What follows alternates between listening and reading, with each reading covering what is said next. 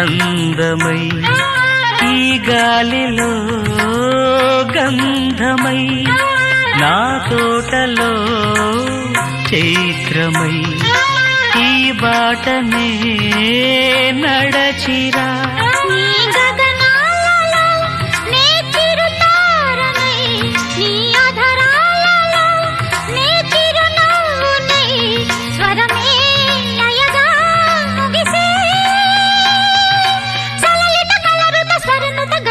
గమకము తెలియకని కీరవాణి చిలకల కలకల పాడలేదు వలపులే తెలుపగా ఇలా రాలిన పువ్వులు వెదజల్లిన తావుల అలికిడి ఎరుగని పిలుపుల అలిగిన మంజుల వాణి కీరవాణి.